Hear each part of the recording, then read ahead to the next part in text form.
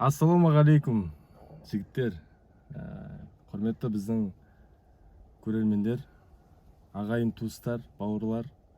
Сіздермен қайта қауышқанымызға біз Тоқа брат екеуміз аса қуаныштымыз. Тақырыптан ауытқымай, тікелей көлікке не салынды, қандай доработкалар болды, сол жайлы қысқаша айтып кетпекпін.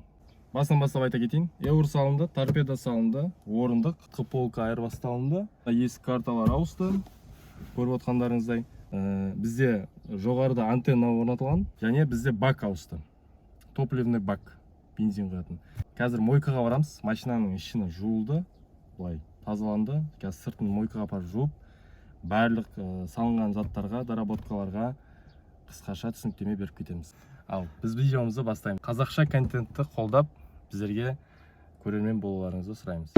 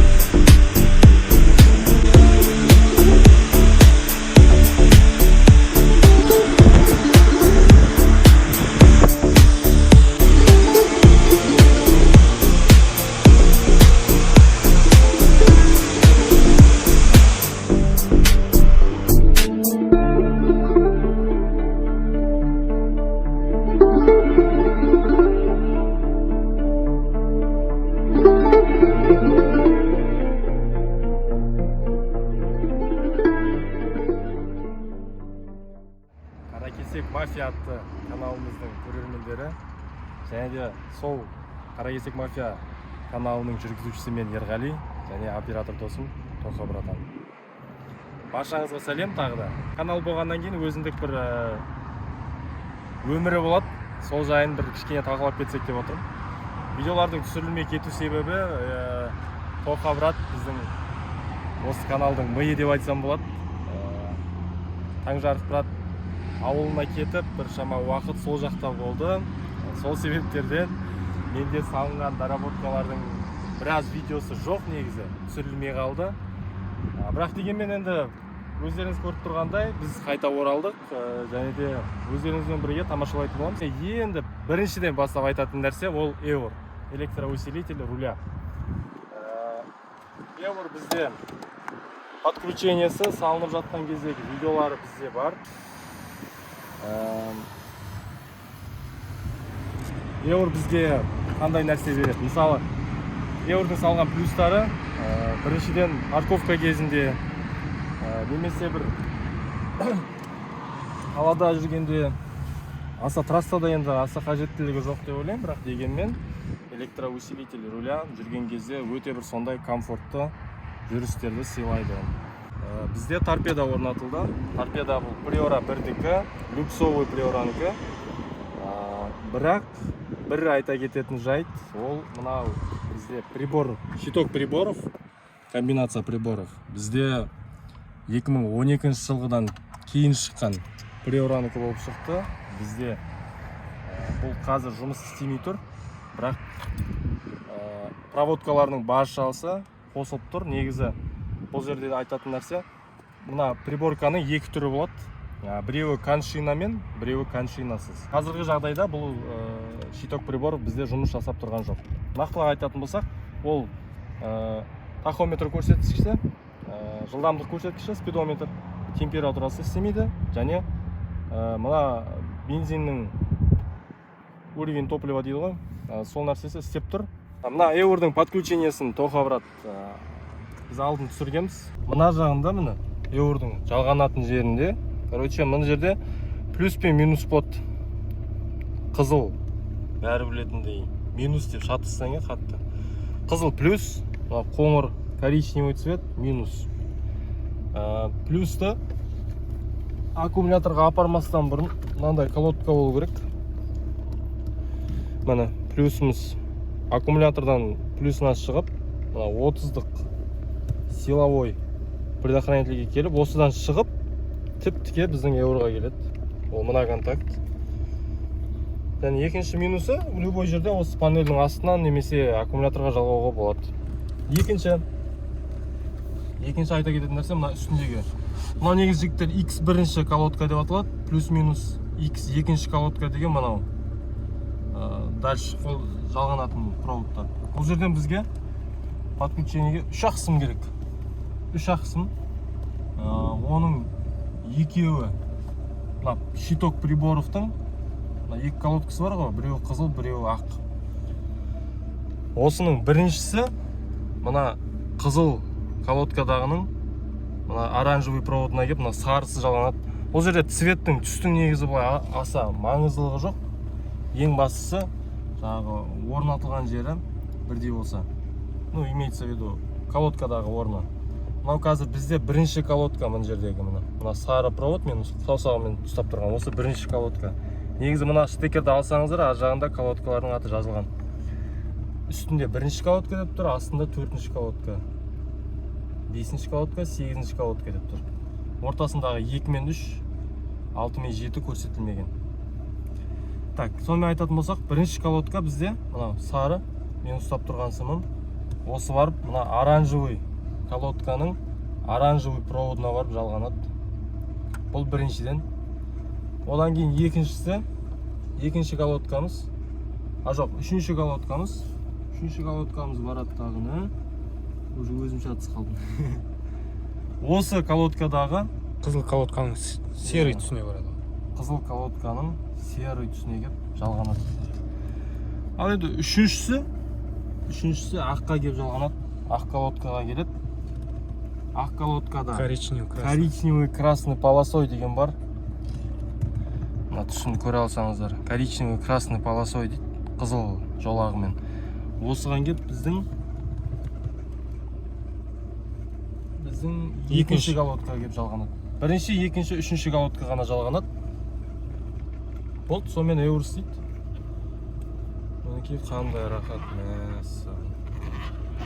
Қанша армандадым ғой мен Эур. Сұрақтарыңыз болса, қалай келеді, қалай жасауға болады дейтін болсаңыздар, мен жекеге шығып немесе біздің контактілеріміздің бәрін қалдырамыз. Негізінде былай айта кететін, жалпы қиын ештеңесі жоқ. Бүкіл нәрсесін өзің жасауға болады екен. Басында қорқа соғып электриктарға, СТО-ға барып, жаңағы шеберлерге айтып көргенбіз. Енді ол кісілер бұл жұмысты 200 мың сомаға бағалады. 200 мың теңге болады деді. Осы торпедамен Эурды қосып береді. Енді қазір таңда өздеріңіз қарап отқандарыңыздай, ешкімнің көмегінсіз гаражный условияда, далада деп айтсам да болады. Ең бастысы ниет қой, өзі қай шаруада болсын. Басында руль салған кезде жаңа пластинамыз жөнді болмай, ол қолдан жасалған болып шықты. Пластина мен ойлағам, до последнего, что ол нәрсе заводской деп ойлағам. Бірақ пластина қолдан жасалған болып шықты, және ол дұрыс жасалмаған. Сондықтан соның образецімен келе отыра интернеттен алып, бір күн уақыт жұмсадым, бір күн. Таңертең сағат 8-ден кешкі сағат 10-ға дейін осы Эурды салуға бір күн жұмсадым. Және орысша айтқанда результат бар, нәтиже бар, әдемі. Руліміз кәдімгі приораныкі деп тұрды. Приорада қалай тұрады, бізде де тура солай тұрады. Және басында осы торпеда басқа десяткада тұрғанда гаражда бізде осындай руль тұрған, бірақ ол обшитый болған. Кожамен, бұлғармен обшивать етілген болған. Ол обшивать етілгенді тоқа, таңжарық тұрады, бауыры, Нурик қызығып, сол Нурикқа бердік, короче. Приорасын салып алдық. ол бізге маған өзіме жаңағы 4 спицевый Priora 1-дің рулін берген сигналмен, подушкасымен. Керек болса астыға жазыңыздар, комментарийға жеке жазыңыздар. Оқырмандарымызға тегін беруге дайынбыз. Және айтатын нәрсе, қоса кететін нәрсе, маған сонау елордамыз Астанадан, тыңдаңыздар, елордамыз Астанадан Тұржанов Асылхан деген менің бірге бір сыныпта оқып, кластасым, досым, бауырым, ағайыным деп айтсам қалай болады. Оның қасында Салбеков Мұхит бар. Салбеков Мұхит дегенді, жалпы негіз менің достарымды алдағы уақытта видеолардан, достарымды, жақындарымды, жалпы өмірдегі біздің менің ғана емес, Таңжарық Пыраттың да араласатын кісілерін, жалпы біздің ортамызды біліп, танитын боласыздар. Сол Нұржанов Асылханға және Салбеков Мұхитқа елордада тұрады, елордада жұмыс жасайды. Сол жігіттер арнайы осы көлікке бола, осы мына Priora 2-ның, ойлаңыздар, мына қара лакированный вставка бізде бұл тек люксовый ғана Priorаларда болады. Осы рульді маған әкеп, өзі үйіме әкеп берді. Сол жігіттерге айтағым, бауырларыма рахмет, Теміртаудан сәлем. Мына муляж жай, оның ішінде подушка ештеңе жоқ. Муляждың өзі 8,5 мың теңге. Сол біз Таңжарық Пыраттан екеуміздің бір сайман алатын бір магазиніміз бар. Сол жерден барып, жаңағы дүкеннің иесін жақсы танып, сол жерден 10% жеңілдік жасап, маған 7,5 мың теңгеге берді. 7,600 теңге алды. Және де өздеріңіз көріп отқандай өте әдемі вид беріп тұр. Сондай бір осы салондағы видті өзіне толықтырып тұр десем артық кетпейді. Ал біздің құрметті көрермендер, мынау желдің дауысына менің дауысым дұрыс естілмей жатса, енді айыпқа бермейсіздер. Бүгін негізі ауа райы бір сондай керемет болып тұр. Мен өзім таң қалып тұрмын. 34 градус па тоқа? 34 градус. 36-ға дейін барады дейді. Мәссаған. 34 градуста ыстықта күннің астында Таңжарық Пырат екеуміз сіздер үшін, біздің көрермендерге және өзіміз үшін мойындаймыз. Өзіміз үшін және сіздер үшін осы видеоны түсіріп шештік. Және жігіттер, тақырыпты ауытқымайық. Бізде өткенде екінші видеодан кейін бірінші, екінші видеоны түсірген кезде бізде 3 орындық пассажирлікке және артқы орындықтар бізде осы Priorаны күтірді. Және қазір сол екі видеодан кейін біз мына торпедамен қоса мен өзім осы орындықты, водительский орындықты да айырбастап үлгердік. Қарайтын болсаңыздар, бұл орындықтардың ерекшеліктері. Оларда подогрев бар, жылыту жүйесі бар. Қыста қолайлы болады. Подогревтары әлі қосылған жоқ, бірақ дегенмен негізі бізде солай ғой, бірінші орнатып аламыз, одан кейін барып ары қарай доработкалар болады. Және бізде мен даже былай видео түсіреміз деп план жасаған кезде де есімнен шығып кетті. Ең маңызды нәрселердің бірі, мен өзім үшін өте бір сондай бір әдемі көрінетін нәрсенің бірі, ол мына Priora 2-ның мына орындықтың астынан накладка болады пластиковый. Бізде екі орындыққа да ол кезінде даже мына торпеда жоқ кезде, бұл ойлардың бәрі жоқ кезде мен оны сатып алып қойғам. Екі орындыққа да пластиковый защитасы бар. Соларды алдағы уақытта тоже салатын боламыз. Әрине оның бәрі подогрев қосылғаннан кейін. Подогревтің бізде назар аударсаңыздар, кнопкалары да бар. Екі орындыққа қосылатын прикуркада жұмыс жасап тұр бізде, печкада жұмыс жасайды, аварийкада жұмыс жасайды, блок света жұмыс жасайды. Және ең маңызды нәрселердің бірі ол есік карталары, яғни есік обшивкалары. Есік обшивкалары бізде көріп отқандарыңыздай мына есік обшивкалары бізде краскаленген, боялған. Краскасы өте бір нашар боялған. Негізі кезінде бұлар түсі серый болған, үстінен алып грунтовкасыз, ештеңесіз қара красканы өртіп тастаған. Сол осы обшивкаларды алдағы уақытта краскілейміз, немесе даже перетяжка болуы да мүмкін. алдағы уақытта. Есіктің обшивкаларына қарайтын болсақ, бізде центральный замок, стеклоподъемниктарды өшіріп тастайтын, яғни водительден басқа, және 4 стеклоподъемниктің қозғалтқыш кнопкалары, және айнаны регулировка жасайтын қозғалтатын кнопкалары да бар. Яғни бұл толықтай люкстікі карталар. Алдағы уақытта артқы есіктерге карталарды айырбастайтын боламыз, бірақ қазіргі таңда 2 обшивканы ғана, карталарды ғана салып үлгердік. Және назарларыңызды аудара кететін нәрсе, енді бұл бір ешқандай механический тесіліп неткен жоқ, тек двухсторонний скотчқа, екі жақты скотчқа жабыстырылды. Бұл жай декоративный ғана нәрсе, бірақ менің ойымша біршама көрініс беретін сияқты. Қорытындап кетсек, жалпы осы шығарылымды біз сіздер ғана емес, жалпы бізде өте қатты күттім. Мен жеке басым таң жарық тұратты, қанша звоноктар жасалынды, қанша хабарластық та бұратпен. Бірақ осы күнге бұйырды, Аллаға шүкір. Жалпы қорытындап кетейік енді, алысқа жүгірмей-ақ. Негізі көлікте жалпы былай жүріп тұруға уже кішкене бір ыңғайлы болған сияқты, кішкене комфорт пайда болған сияқты. Отырған кезде орындықтар. Біз әрине оның бәріне мен жеке басым үйреніп кеттім. Бірақ негізі қалада светофорда тұрғанда, немесе дворда отырған кезде адамдар көңіл аударады десяткаға, мынадай приоран торпедасын қойғанына.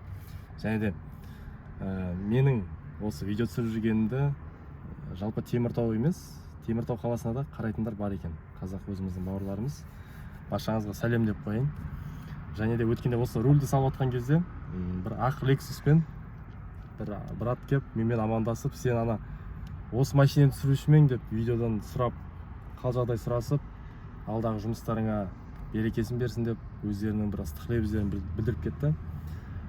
Білмеймін енді, бірінші жағдай болғаннан кейін ба, сондай болған өте бір қуанышты, бір приятно, адамға бір күш-жігер береді, желание береді видео түсіруге.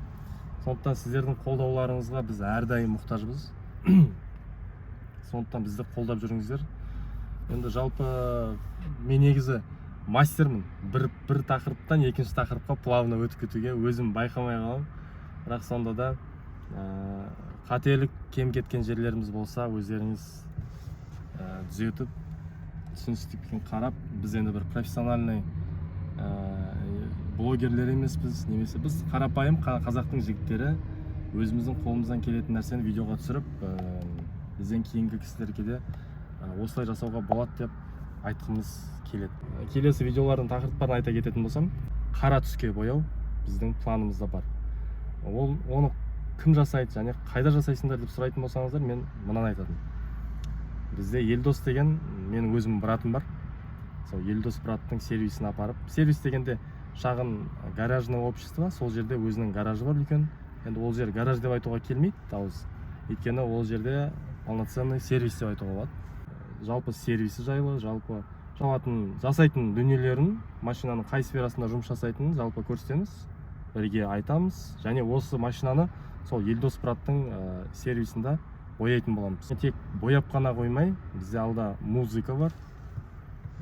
Музыкаға да тоже біраз уақыттар кетеді.